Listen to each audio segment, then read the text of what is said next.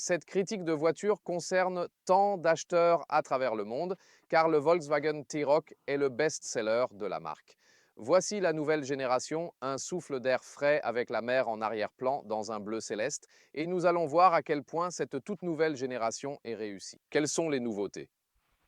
Extérieur, intérieur, conduite, avec Thomas sur AutoGFuel en 4K, plein écran et en intégralité. Passons au T-Roc Airline. Vous pouvez voir ici que la plus grande différence, c'est la présence du noir brillant ici, ainsi que cette structure frontale différente.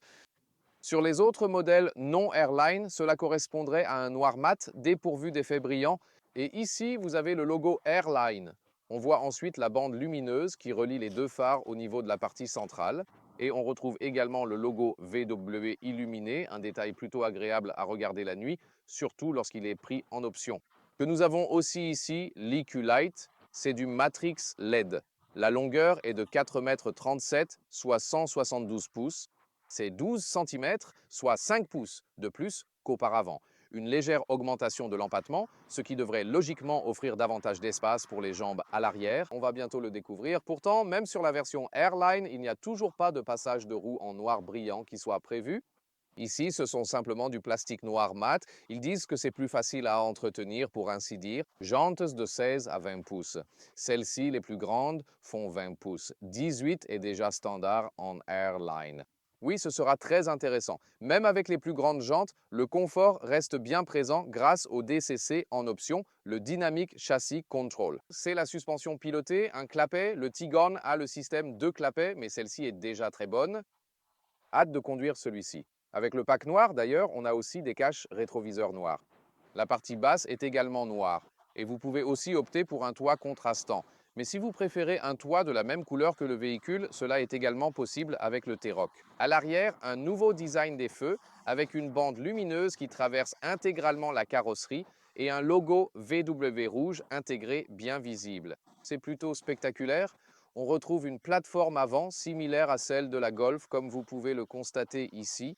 Mais par la suite, des versions à traction intégrale seront également disponibles et les données moteurs d'aujourd'hui sont très intéressantes car voilà ici, il s'agit du 1.5 TSI hybride léger, 115 ou 150 chevaux. Celui de 150 chevaux que nous conduisons aujourd'hui accélère en 8,9 secondes.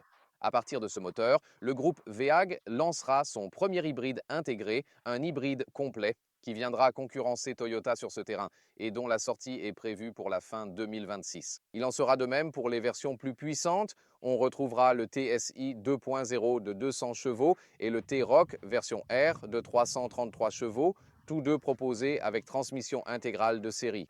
Et davantage de versions à venir que nous présenterons très bientôt dans nos revues. Dites-moi en commentaire, laquelle attendez-vous le plus? À l'intérieur, la clé en noir brillant, honnêtement, ce n'est vraiment pas mon favori. Et le son de fermeture des portes, c'est très bon. L'arrière semble un peu creux, donc l'avant sonne mieux. Et maintenant, quelque chose va arriver qui a été, vous savez, largement discuté lors de la présentation mondiale. Vous allez bientôt voir ce que je veux dire. D'abord, on trouve ici une belle zone agréablement douce dans la partie supérieure où le toucher est vraiment bien perceptible. Et puis ici aussi le couvercle rouge, c'est bien fait, de bonne qualité, j'aime bien ça. Ils ont travaillé là-dessus. Et aussi ici pour le coude, ça pourrait être un peu plus souple parce que c'est plus souple que ça. Ensuite, les poignées classiques de fenêtre et aussi la commande classique pour les rétroviseurs. Je l'apprécie. Voilà, c'est justement le point qui fait débat, la nouvelle poignée de porte vue de l'intérieur. Tout d'abord, ça s'ouvre et ça se ferme. Je veux dire, c'est en fait simple. Mais ici, c'est ainsi qu'on ouvre la voiture de l'intérieur. Et certains disent, comment ont-ils pu faire ça? C'est une mauvaise idée. Pourquoi aurait-on besoin de quelque chose de nouveau? Et oui, d'un côté, on peut dire qu'il faut rester sur ce qui a fait ses preuves, mais d'un autre côté, l'idée, c'était que quand vous êtes assis à l'intérieur, le mouvement naturel, je veux dire, vous avez la main ici, puis la main est comme ça, et si vous faisiez comme ça, c'est peut-être plus maladroit que de faire comme ça. Donc oui, ça suit en quelque sorte le mouvement et la position naturelle de la main à l'intérieur du véhicule. Voilà l'idée derrière tout ça. Il faudra voir, quand on s'en servira plus souvent, comment ça se comporte dans la vie quotidienne au volant. Ici, cet élément rigide, en revanche, a au moins une doublure en feutre sur la partie inférieure. Au moins, on a ça. Et ensuite, on a le badge de seuil d'entrée Airline et aussi le volant Airline avec des perforations sur les côtés. Pour ce véhicule en particulier, aucun volant sans cuir n'est disponible. Cela sera proposé pour les prochains ID Polo et ID Up. Malheureusement, bon, c'est un peu tard à ce moment-là. Ici, les sièges en microfibre et aussi en tissu, très agréable avec la microfibre. Un joli motif tissu ici aussi. C'est beau et ça apporte du confort. Nous voici donc à l'extérieur. Passons maintenant à l'intérieur. L'habitacle n'est pas aussi spacieux que celui du Tigane, mais il offre déjà une position assise convenable ici, un très bon confort, une bonne ergonomie du siège. Ici, un peu plus de maintien latéral aussi. Siège tissu basiques aussi dispo. Infos complémentaires dans le descriptif. Avec 189,642 encore de l'espace. Toit panoramique disponible ensuite. Et puis haut et bas, avant et arrière pour ce volant. Bonne prise en main et deux palettes de changement de vitesse maintenant directement au volant, ici sur la colonne de direction. On la connaît aussi sur les ID de VW. C'est une solution plutôt rapide et pratique. De vrais boutons au volant, bien pratiques pour régler rapidement le volume, le régulateur de vitesse et à droite, les différents paramètres des instruments numériques. Passons maintenant à la vue du cockpit. Et une fois encore, parlons de l'intérieur des portières. Alors oui, vous savez, conduire comme ça, puis sortir du véhicule, et ensuite, c'est vraiment exactement la même chose, comme si vous actionniez les manivelles des vitres, le même mouvement de main vient s'effectuer ici. Et en fait, ce n'est pas une mauvaise chose. Je peux donc comprendre ça. Et si vous pensez maintenant au comment appelez-vous ça? On appelle ça la prise hollandaise, ce fameux Dutch grip qu'on utilise couramment, parce qu'avec tous les cyclistes qu'il y a aux Pays-Bas, ils disent utilise plutôt l'autre main, comme ça tu regardes. Tu sais, derrière toi, un cycliste te rentre dans la portière. Mais tu peux aussi le faire avec l'autre main, comme ça. Et puis, il n'y a aucun cycliste. Alors je dis pourquoi pas? Qu'est-ce que tu en penses? Là, la vue du poste de pilotage, un écran d'infodivertissement de 13 pouces, pas de cadran physique. Pour l'instant, les cadrans physiques ils font bel et bien leur retour avec la Polo ID et la Up ID qu'on a déjà présentées. Mais ici, c'était déjà trop tard dans le développement. J'ai quand même ces curseurs pour régler le climat. Au moins, c'est une option pratique si je préfère ne pas le faire via l'écran. Le logiciel est plutôt pas mal. Ça pourrait être un peu plus rapide. Le plus sympa, signalisation de dépassement de vitesse. Tu peux régler ton mode préféré en haut. Et aussi pour les modes de conduite, pour le DCC par exemple, tu peux régler ou trouver ton mode perso individuel. Bientôt plus d'infos sur les instruments numériques. Tableau de bord en tissu, certains aiment bien, d'autres pas du tout. Ça ajoute de la chaleur à l'habitacle. Vous pouvez aussi juste l'aspirer. Et c'est aussi moelleux en dessous. Ils ont vraiment fait attention à ce détail. Et ici aussi, par exemple, cette partie en cuir rouge dispose d'une mousse souple en dessous. J'adore vraiment ça. C'est là qu'ils ont vraiment amélioré la qualité de fabrication. Je suis franchement reconnaissant. Ici sur le côté, dans le tunnel central, ça a l'air souple. Pourtant, c'est dur. Surpiqûre contrastée, ça aurait été cool si elle avait été souple. Ici alors d'ailleurs, la boîte à gants standard est aussi amortie en douceur. C'est agréable. On apprécie. Deux chargeurs USB-C à l'avant. Et puis, il y a un tapis de charge inductive. Et vous avez ici des symboles qui rappellent clairement des nageurs parce qu'ils se sont dit que finalement, ça ressemble un peu, vous voyez, à une piscine intérieure du style olympique, quoi. Dites-moi en com si vous l'avez repéré. Et puis ici, un peu plus de joie, pourquoi pas. Celui-ci permet de régler le volume ou de l'enfoncer pour commander les modes de conduite depuis ici. Il y a au moins une commande physique présente. Voilà comment je règle le DCC. Après tout, pourquoi pas? Démarrage et arrêt du moteur. Et puis la large console centrale ici, elle peut être un peu modulable car vous pouvez ajuster la taille de ces portes gobelets. Et puis vous pouvez même y ranger divers accessoires sans problème car l'espace disponible à l'intérieur est vraiment très généreux et bien pensé. C'est pratique, non? Le truc allemand pour les pièces et aussi pour quelques cartes. Alors oui, pourquoi pas. Et vous pouvez aussi voir ici l'ajuster un peu en longueur et également en hauteur. En fait, je ne suis pas tout à fait satisfait de la qualité de fabrication des améliorations.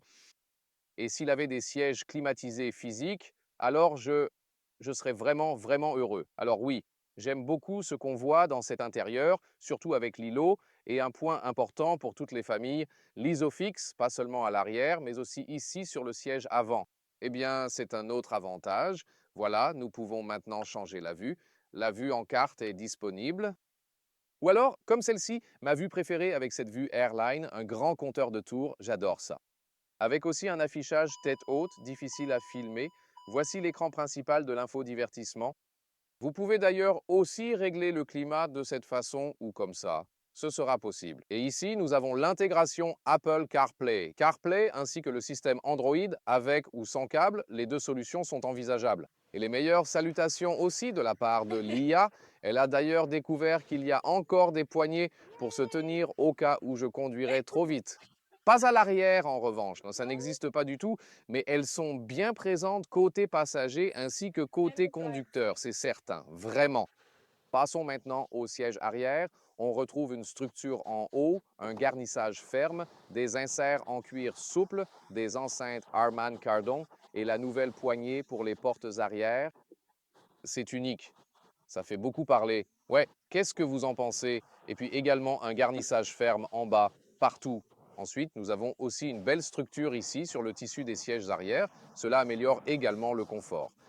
L'Isofix s'enfonce discrètement, une solution propre pour fixer les sièges, etc. On a aussi des inserts en microfibre à l'arrière. Nous allons rabattre ceci. Les porte-gobelets ne sont toutefois pas ajustables. Et ensuite, nous avons un empattement légèrement plus long.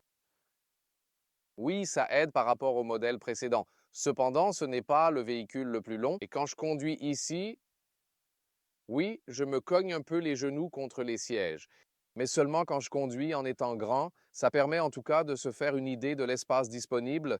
Encore un peu d'espace à l'intérieur, l'espace ici pour ma taille de 1,429 mètres. Le toit panoramique sera dispo plus tard, pas directement au début de la production de ce véhicule, mais également plus tard. Deux ports USB sont prévus pour les passagers arrière, ainsi qu'un système de climatisation indépendant qui assure un confort optimal, quelles que soient les conditions.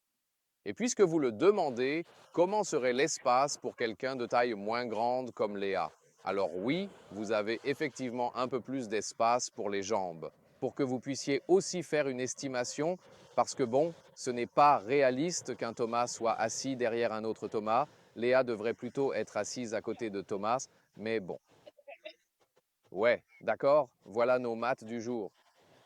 Passons maintenant au coffre. Nous avons ici le haillon électrique, 465 litres. Qu'est-ce que ça veut dire? Eh bien, on peut aussi facilement y ranger une housse supplémentaire. On a ici 1 mètre ou 40 pouces de largeur. La longueur standard est d'environ 80 cm ou 31 pouces. Et en dessous, ici, c'est plutôt sympa. Beaucoup d'espace ici. Dans ce cas, le caisson de basse. Ou alors, vous pouvez aussi prendre ce compartiment inférieur comme ça. Ouais, c'est un peu bruyant là. Voilà, on y est. Et ensuite, on a pas mal d'espace ici. Ce n'est pas une transition uniforme. Donc, c'est le point négatif, mais on gagne davantage en hauteur, ce qui permet d'obtenir une hauteur totale nettement plus intéressante ici pour ce coffre. Regardez-moi ça. C'est la hauteur totale maximale de waouh! C'est comme 33 pouces ou 84 cm. C'est plutôt impressionnant, non?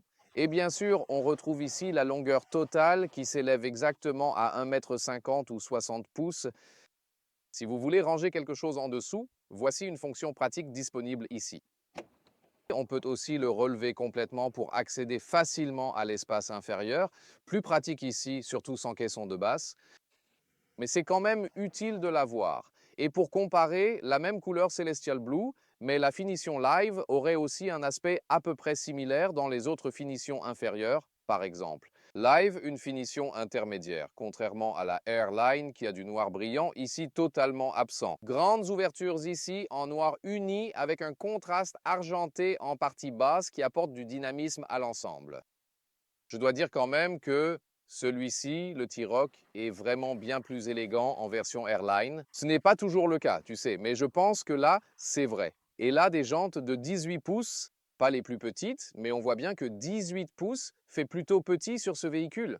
Ici, je pense que c'est encore correct.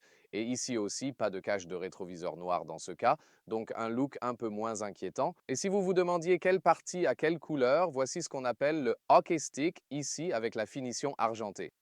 Car elle rappelle bien la partie basse d'un hockey stick. Le toit est réalisé en couleur carrosserie. Donc voilà, pour ainsi dire, l'élément de base ici également, avec les caches rétroviseurs de couleur véhicule et les jantes brillantes. Et si vous optez ensuite pour la finition Airline, vous avez le noir brillant sur la partie inférieure, comme nous l'avons tous dit avec notre Airline bleu céleste. Celui-ci, le jaune canari, et celui-ci présente quelques éléments supplémentaires par rapport à la finition Airline. Tout d'abord, le toit contraste ici en noir. Si vous choisissez celui-ci, les caches rétroviseurs sont également noires.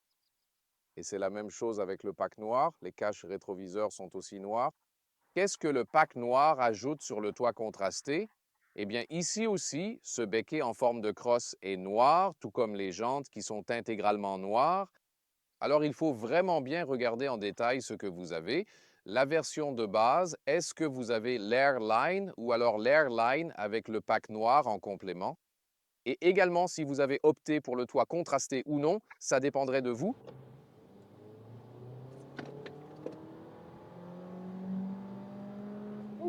C'était 40 à 80 en montée.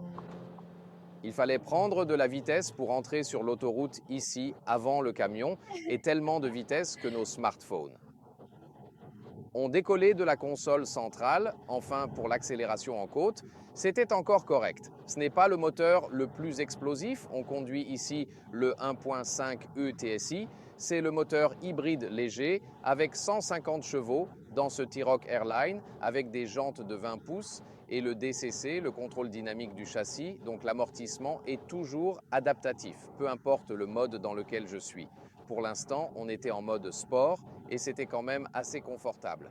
Mais si par exemple tu passes en mode confort, la suspension devient nettement plus souple. Je peux aussi passer en mode individuel. Par exemple, j'ai un réglage perso et je mets toujours la suspension au plus souple, tout en optant pour la direction en mode sport afin d'obtenir un retour plus précis et plus présent au volant. C'est généralement mon mode préféré dans ces véhicules Volkswagen et ça fonctionne plutôt pas mal en réalité.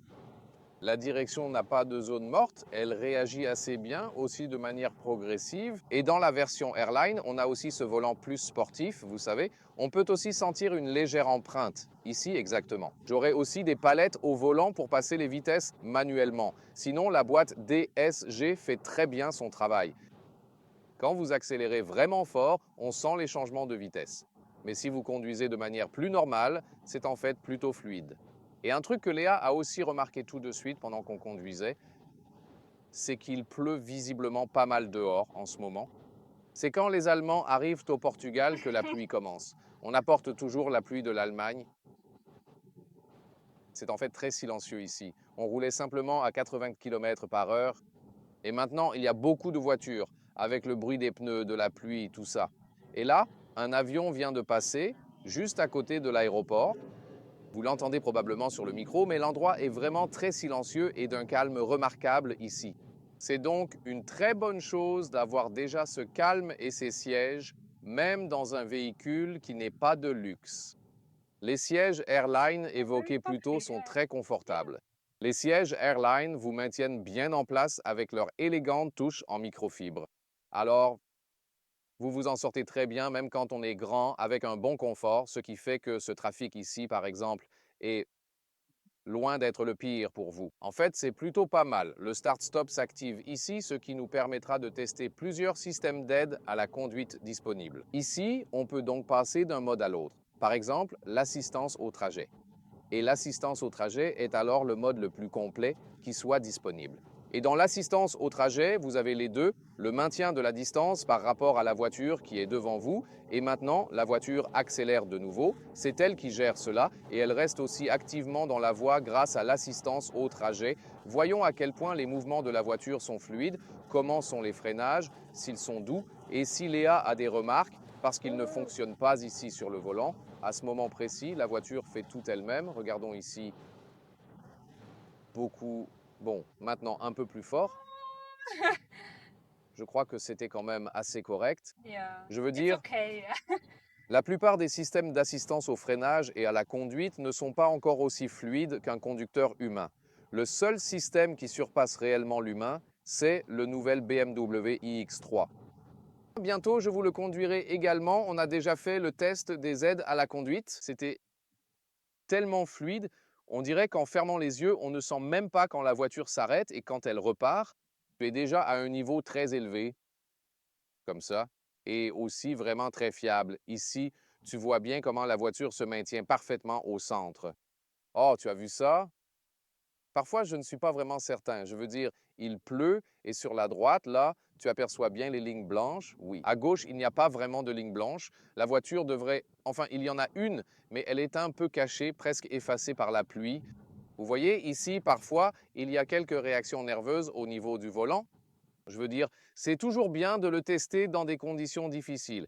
Oui, alors ici, justement, on pourrait dire que vous voyez, moi, je reprendrai probablement la direction moi-même pour rendre la conduite plus fluide. Surtout pour Léa ou à ses copilotes comme... Oh, j'aime les appeler vraiment. Mais pour moi, le meilleur ici jusqu'à présent, c'est clairement le siège confortable et l'atmosphère apaisante à l'intérieur qui est vraiment très silencieuse.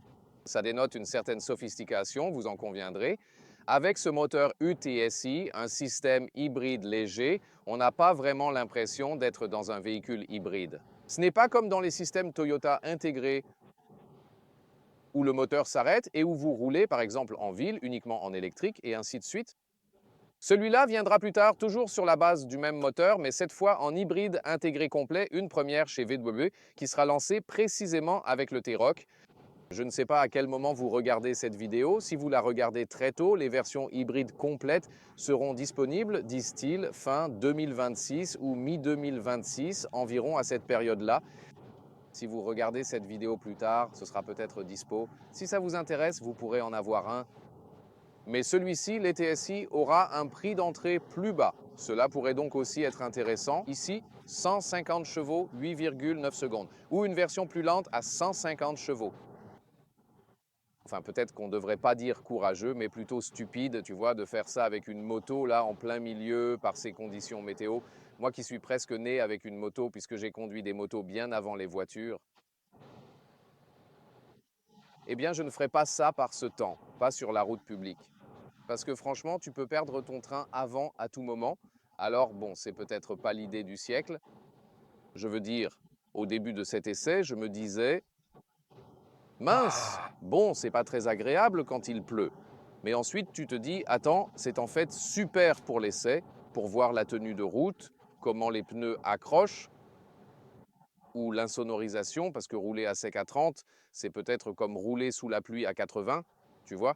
Alors là, franchement, ça met vraiment en valeur les véhicules. C'est plutôt sympa, en fait. La direction assistée et les aides à la conduite pourraient peut-être être un peu mieux réglées, mais bon, peut-être que c'est dû aux conditions pluvieuses, faudra voir.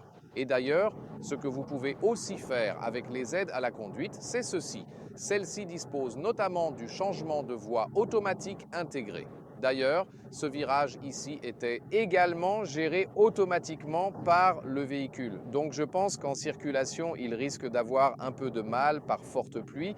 Mais ici, quand tu roules un peu plus vite, eh bien l'assistant est en fait plus fiable, justement. Voilà, on y va. Ah, d'accord, d'accord. Ouais, ouais.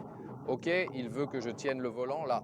Voilà, processus tout en douceur et déjà réduction de la vitesse pour le panneau de signalisation à venir.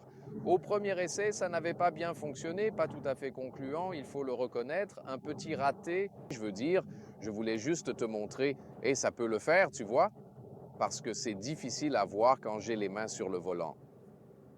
Mais justement, il détecte directement, ah Thomas, tu dois garder les mains sur le volant, sinon je ne le ferai pas. Donc la deuxième fois, j'ai gardé les mains sur le volant, mais je te promets, je n'ai rien fait moi-même. C'est bien le véhicule qui a braqué et c'est fait tout en douceur. Alors voilà, assez fluide. Et ouais, non, non, ouais, Léa, tu peux en témoigner.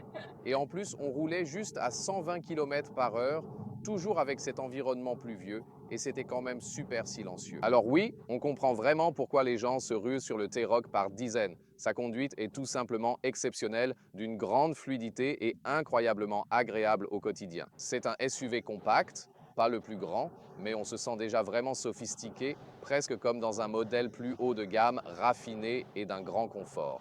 Oui, dans le Tigane, on est plus haut, plus droit, on ressent vraiment l'impression de conduire un SUV.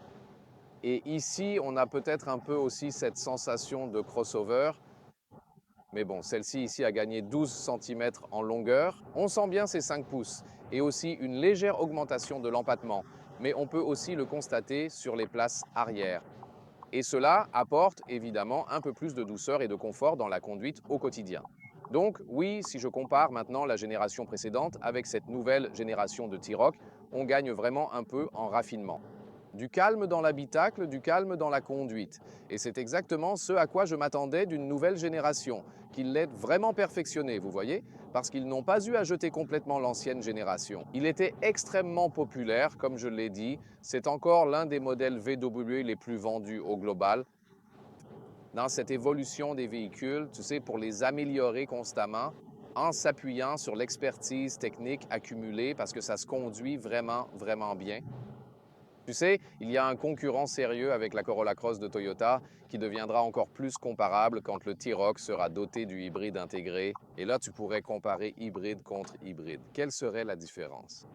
Oui, la Corolla Cross dispose déjà d'un système hybride. Celle-ci arrivera un peu plus tard. La Corolla Cross est globalement plus fiable en termes de marque. C'est l'option la plus sûre si tu comptes la garder une dizaine d'années ou davantage. Vraiment conçue pour durer sans souci au quotidien. Mais encore une fois, le T-Roc, là, il se conduit extrêmement bien. Il est très dynamique. On le sent léger, presque joueur. Et je pense aussi que peu importe qui l'a conçu, peut-être l'avant, enfin bref, tu peux vraiment profiter de l'expérience de conduite et aussi de l'intérieur. Tu sais, Toyota est vraiment imbattable en matière de fiabilité, mais on dirait qu'ils se disent, bon, on rend l'intérieur pratique, mais pas forcément super agréable. Tu vois ce que je veux dire? Et là, ils ont passé un peu plus de temps, tu sais, à concevoir l'intérieur. J'aime bien, tu sais, le tableau de bord rouge avec le tissu en haut, je veux dire, ça divise les avis. Certains aiment, d'autres non. Facile à aspirer, pas si compliqué, tu sais. J'aurais vraiment souhaité de véritables boutons physiques. On s'est bien battu à la VW pour vous, c'est certain. On a réussi, oui, mais ils viendront avec la nouvelle génération, par exemple les électriques comme l'ID2, l'ID1, désormais appelés ID.Polo et ID.Up, ce seront les noms définitifs. Donc ID.Polo, ID.Up, ils retrouveront des cadrans physiques, très importants. Cette décision n'a pas encore été prise pour le T-Roc, je ne suis pas sûr que ce soit possible avec le restylage. Donc ici, on doit encore composer avec ces curseurs. Mais au moins, si vous avez ces curseurs, vous pouvez toujours tout contrôler en conduisant sans devoir passer directement par l'écran. Pourtant, en même temps, on a de bons raccourcis, comme ici en haut, avec l'alerte de vitesse, le bip de vitesse qui s'active ou se désactive. Facile à faire d'un simple appui. Et avec le DCC, quand je le sélectionne, je peux appuyer soit sur la partie supérieure ici, soit utiliser ces sélecteurs inférieurs ici. Que ce soit pour le volume, comme je vous l'ai déjà montré, un simple appui me permet également de modifier les modes de conduite. Je n'ai même pas besoin de regarder l'écran, juste un petit coup d'œil éventuellement pour passer tranquillement du mode confort au mode sport et ainsi de suite. Ou alors rester en mode individuel par exemple, c'est vraiment pratique d'avoir ce petit bout de commande physique en bas, comme ça on peut se concentrer pleinement sur autre chose sans avoir à y penser, c'est tout bénéfice. Sauf regarder l'écran pendant la conduite. Donc oui, c'est vraiment un bon point. Et je suis encore étonné par la silence de ce véhicule pour ce type de segment, ce qui, comparé aux concurrents, est vraiment bon. Et puis la suspension, je veux dire, là, après le dépassement par la droite, ce n'est pas possible, sinon désolé pour ça. Ne faites surtout pas ça chez vous. Alors, c'est parti. Oui, ça apaise beaucoup, donc la conduite est vraiment le point fort de ce véhicule qui par exemple se positionne au-dessus du Toyota Corolla Cross en tant que concurrent. Je veux dire, il pleut vraiment très fort maintenant, c'est vraiment silencieux. C'est en fait plutôt impressionnant. Et la suspension assure vraiment bien, je veux dire, c'est toujours la DCC classique à un seul clapet. Vous savez, le Q3, le Terramar, le Tigane qui est un segment au-dessus, ils ont maintenant le nouveau système DCC à deux clapets. Ce n'est pas obligatoire, mais un peu plus sophistiqué, alliant davantage confort et dynamisme en un mot. Mais ici, déjà très bon. Si je devais choisir une option, je retiendrais sans hésiter la DCC en premier choix, car ses bénéfices sont vraiment marquants grâce à un confort supérieur et à une conduite sportive accessible à tout moment selon ses envies. tout en assurant une excellente polyvalence au quotidien, passant le plus souvent en mode confort pour profiter pleinement du confort offert par la suspension adaptative. Concernant sa consommation, entre 6 et 7 litres au 100 km, c'est notre consommation d'aujourd'hui pour ce test ici, avec le 1.5 TSI de 150 chevaux. Bien sûr, pas le meilleur résultat. De meilleures performances sont possibles avec un temps plus clément. Bien sûr, vous savez, il y a beaucoup de résistance à la pluie contre le pneu, évidemment. Cependant, si vous voulez une consommation plus faible, alors il pourrait y avoir l'hybride pour vous, l'hybride intégré, celui-ci, le seul hybride léger, offrira certains avantages en roue libre, etc. Mais cela ne sera pas vraiment un changement majeur. Mais les hybrides intégrés, s'ils tiennent de leurs promesses, devraient de bien réduire la consommation d'environ 1 à 2 litres, voire davantage. Et dès qu'ils seront disponibles, nous les testerons bien sûr pour vous. Des prix compris entre 30 et 50 000 euros si vous optez pour les moteurs d'entrée de gamme ou alors ici. Avec la finition Airline haut de gamme et quelques options, voilà donc les estimations. Et bien sûr, plus tard, si vous regardez cette vidéo ultérieurement, il est peut-être déjà sorti, mais vers fin 2026, le T-Roc R reviendra avec 333 chevaux et je vous tiendrai bien évidemment informé à ce sujet. Pour moi, ce qui est spécial, c'est qu'il roule extrêmement bien. Et même avec les jantes de 20 pouces, le DCC, la suspension adaptative, tout est vraiment bien réglé. Conduite excellente et confort optimal malgré les plus grandes jantes. Pour une conduite plus souple, vous pouvez aussi opter pour des jantes plus petites. Mais pour moi, c'est bien là l'intérêt de ce véhicule. Il se conduit tellement bien. La tenue de route est excellente. C'est tellement amusant de conduire ce véhicule. Et c'est également l'une des raisons, avec ses dimensions compactes et son bon espace intérieur, pour lesquelles il connaîtra une fois de plus un grand succès dans cette toute nouvelle génération. Et maintenant, il est vraiment temps de s'intéresser aux concurrents.